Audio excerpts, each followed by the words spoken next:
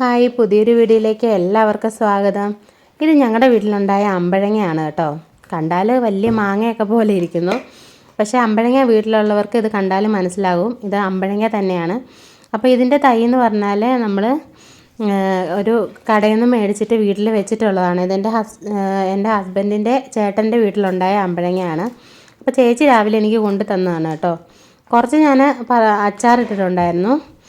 അത് കഴിഞ്ഞിട്ട് കുറേ നാൾ പഴുക്കട്ടെ എന്ന് പറഞ്ഞ് നിർത്തിയതാണ്. എന്ത് ചെയ്താലും ഇത് പഴുക്കുന്നില്ല. ഇനിയിപ്പോൾ പറിച്ച് വെച്ച് നോക്കാമെന്ന് ഓർത്തിട്ട് അങ്ങനെ വെച്ച് നോക്കാമെന്ന് ഓർത്തിട്ടാണ് പഴുക്കുന്നുണ്ടോയെന്ന്. പഴുക്കാതെ തന്നെ കിളിയോ ഒക്കെ കൊത്തിക്കൊണ്ട് പോവുകയാണ്. അപ്പോൾ ഇത് പഴുക്കാൻ വേണ്ടി നിർത്തിയിട്ട് ഇത്രയും ഒരുപാട് നാളായി, പക്ഷെ പഴുക്കുന്നില്ല. പക്ഷെ നല്ല വലുപ്പമാണ്. സാധാ അമ്പഴങ്ങ എന്ന് പറഞ്ഞാൽ ഒരു നെല്ലിക്ക വലുപ്പമേ കാണത്തുള്ളൂ. പഴുത്താൽ കഴിക്കാൻ ഭയങ്കര ടേസ്റ്റുമാണ്. അപ്പം പഴുത്ത് കഴിഞ്ഞാൽ കുട്ടികൾക്കൊക്കെ കൊടുക്കാമല്ലോ എന്ന് ഓർത്തിട്ട് നിർത്തിയതാണ്. ഇതെന്ന് പറഞ്ഞാൽ നമ്മുടെ ഉള്ളംകൈയുടെ വലുപ്പമുണ്ട്, പക്ഷേ ഇതെന്തോ പഴുക്കുന്നില്ല. ഇത് പഴുക്കാൻ എന്തെങ്കിലും ടിപ്സും കാര്യങ്ങളും ഉണ്ടെങ്കിൽ നിങ്ങൾ വീഡിയോയിലൊന്ന് കമൻറ്റ് ചെയ്യണം. അതേപോലെ ഇതെന്താണ് പഴുക്കാത്തതെന്ന് വല്ല കാരണങ്ങളോ അത് ഇനി പഴുക്കാൻ കുറേ കൂടെ ടൈം എടുക്കുമോ അറിയാവുന്നവരൊന്ന് പറയണേ. ബൈ.